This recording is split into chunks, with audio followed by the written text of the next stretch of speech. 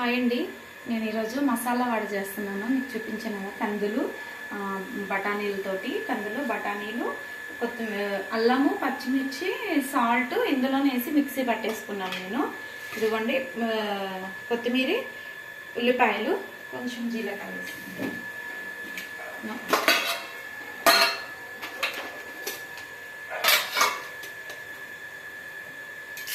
కొంచెం జీలకర్ర,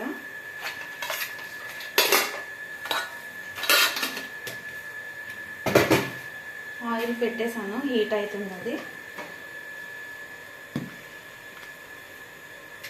evening snack అండి, పిల్లలకి స్కూల్ నుంచి వచ్చేసరికి బాగుంటుంది కదా.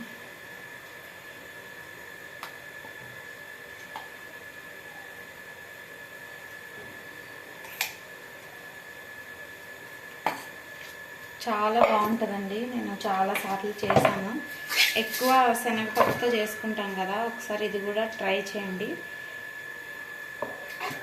బాగుంటుంది. కొత్తిమీర, ఆనియన్స్ ఎక్కువ వేసుకుని చేసుకుంటే బాగుంటుంది. యాక్చువల్గా అల్లము, పచ్చిమిర్చి అవి కూడా కట్ చేసిన పీసెసే వేయచ్చు, కానీ నాకు చిన్న పాప ఉందండి, తను తినడానికి రాదని ఇట్లా చేస్తాను. తను తినదు యాక్చువల్గా.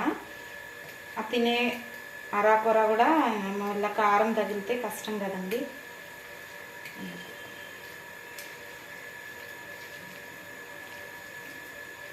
కొత్తిమీర ఎక్కువ వేసినా కూడా ఎక్కువ అనిపించదు, ఆనియన్స్ కూడా ఎక్కువ ఏం అనిపించదు.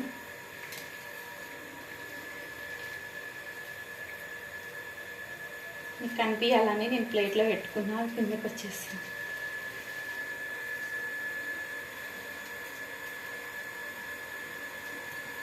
ఇంతకుముందు చాలాసార్లు చేశానండి, చాలా బాగుంటుంది, ఒకసారి ట్రై చేసుకోండి.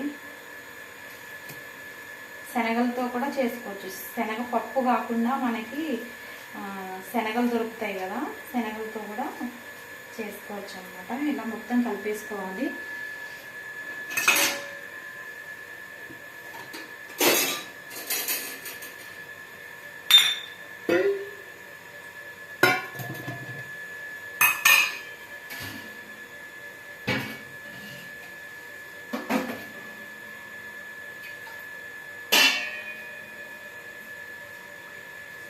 పిల్లలు బాగా ఇష్టంగా తింటారండి. ఆయిల్ ఫుడ్ ఇష్టపడే వాళ్ళకి బాగుంటుంది మసాలా వడ అన్నమాట.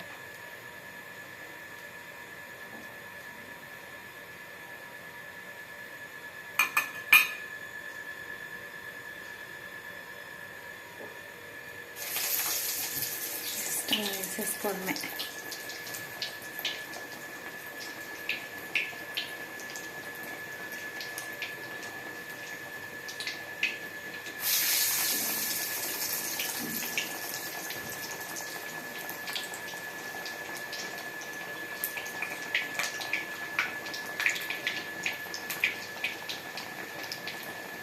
టేస్ట్ అయితే చాలా చాలా బాగుంటుందండి.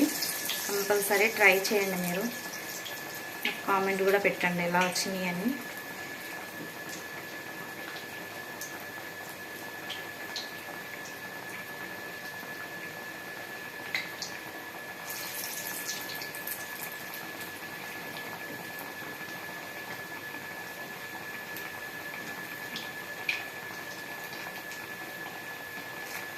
మసాలా వడ మీకు ఎంతమంది ఇష్టం? మీకు ఎంతమందికి ఇలా స్నాక్స్ చేసుకుని తినడం ఇష్టం? నాకైతే చాలా ఇష్టం అండి.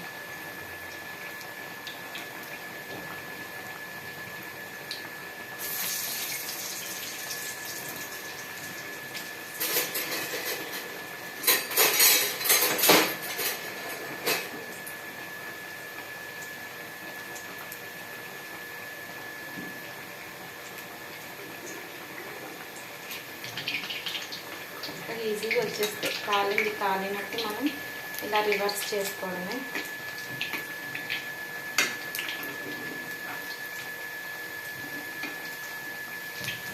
తొందరగా అయిపోతాయి.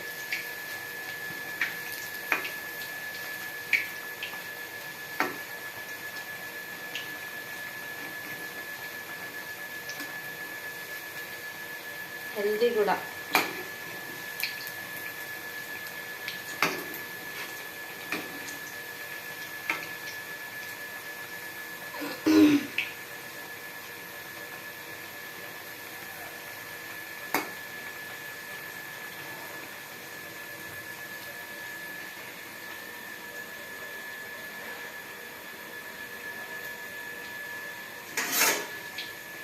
పిల్లలు ఇష్టంగా తింటారండి, ఖచ్చితంగా ట్రై చేయండి, బాగుంటాయి.